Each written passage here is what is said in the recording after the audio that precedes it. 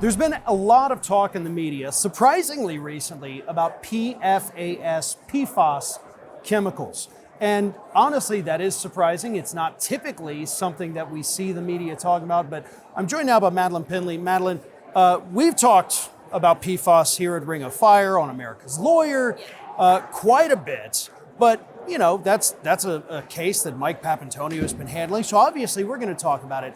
Right. I got to say, I'm really shocked because on a weekly basis at least, I will get online, check the websites I usually check, and I'll see articles about PFAS. This is something the country is actually finally starting to pay attention to. Exactly, they're finally paying attention. It's not a new issue, Right. to your point, and even the litigation's not new. We've really been doing offshoots of the PFAS litigation for over a decade. And the main thing that's gotten the attention these days is the settlements, finally, with some of the biggest PFAS manufacturers, 3M and DuPont.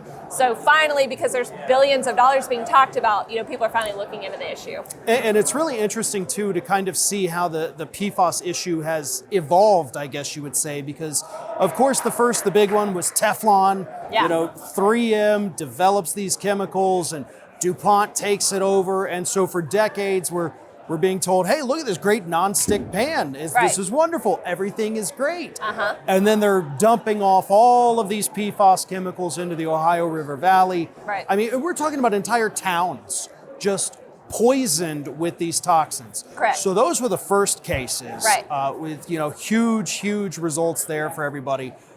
And now we're starting to see it in the military bases. We're seeing it with the firefighting folk. We're seeing it in the water supply. Right. So this has now just branched out and ballooned Right. into all of these avenues where PFAS are flowing. Yes, and to your point, they've always made products with PFAS in them, and they're always miracle products. Because, to their credit, they do work well. A nonstick pan, it was hard to transition, but the latest product that we are going after and that resulted in the settlement is the firefighting foam, as you were alluding to.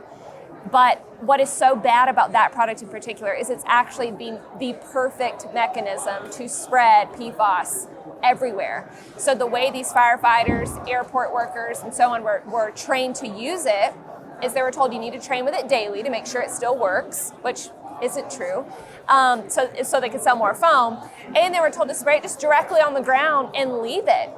And so if you're not familiar with this, it looks like a big foam blanket. Like firefighters thought it was as safe as bubble bath. They were having graduation parties in it, like spraying foam around. Oh my God. Yeah, but because they thought it was safe because that's what they were told.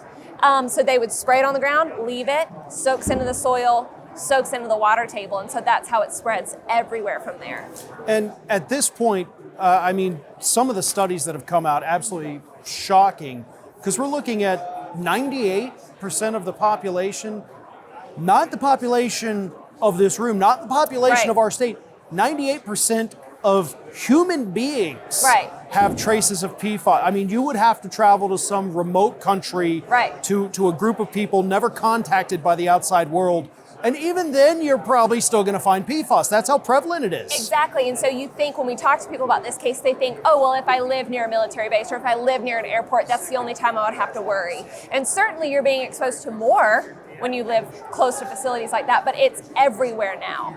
And again, foam is not the only product that PFAS chemicals are in. They're in so many things, and they're starting to be regulated, so they've got to, stop using those things. But for the time being, it's already everywhere. It is. It actually reminds me a lot of asbestos. Yeah. People thought like, oh, okay, well, they've outlawed asbestos. No. They outlawed asbestos to be used as insulation. Right. It's still used in vehicle manufacturing Right. tremendously. All kinds of other, side applications that people didn't know there was asbestos in. Right. And PFAS is the same way. It Because is. it's like, okay, well, I don't have the nonstick pans, so I'm good. I'm obviously not a firefighter. I'm totally fine. Right. No. You could look at the Levin Law website Yeah. as a great list of like, listen, here's all the main things, and that's just the beginning. You could be 100 miles away, but because of the way the water tables flow, Right. That military base that's in another state, that's over the border. You're getting those chemicals. You could live the cleanest, healthiest lifestyle. Right. And unfortunately, you can't hide from these. That's what's so scary about it. That's exactly right. And then they're continuing to be used in other products, like even fast food packaging. Yeah. You know, like when you get a milkshake and it doesn't stick to the cup, it kind of beads up. It's all in there. It used to be in Chipotle bowls, but at least they've switched them out. I mean, it's everywhere. It's in rain jackets, and thankfully, the amount of PFAS in those products is significantly less than what we saw with the Ohio River Valley cases and what we see with firefighting foam. So hopefully just limit your exposure and we're okay there, but there's really no escaping what's already in the water. And then once it's in the environment, it'll hang out in the soil for decades, if not centuries, just continuing to matriculate down into the water. So even once you get the water cleaned up, it's kind of just continuing to leach down, leach down, leach down. And so it's going to be this ongoing, incredibly expensive remediation project for decades to come.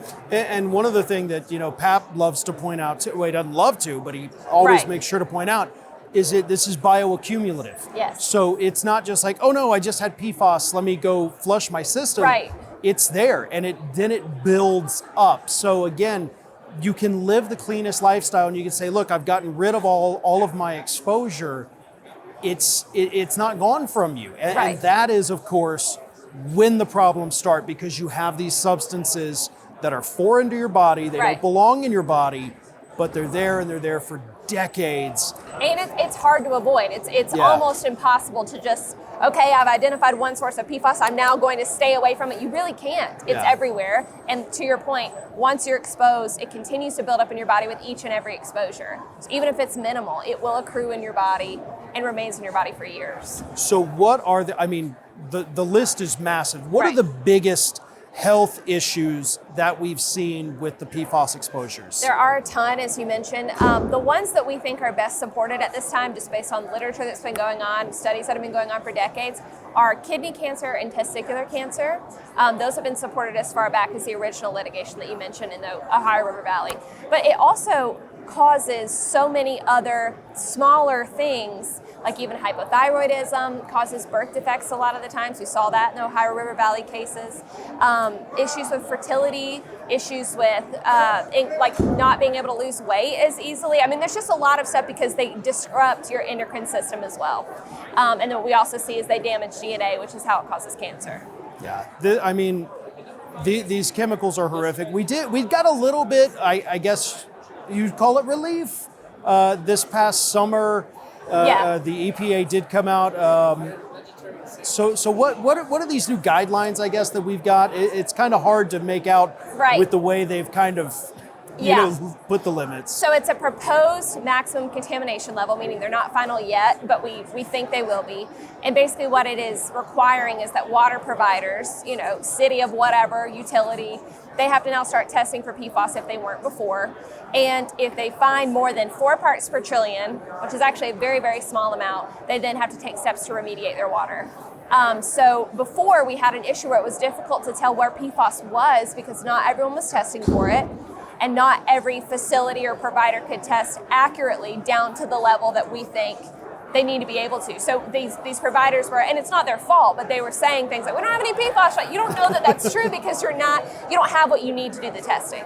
So the EPA came out with what's called UCMR 5 that will require everyone to test, so we will have a much better idea of where these chemicals are and at what levels, which I think is a good first step.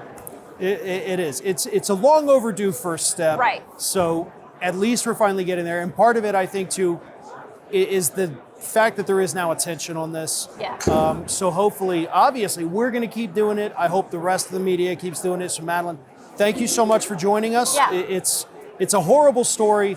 You did a phenomenal job telling it, though. So thank you. Thank you. Thanks for having me.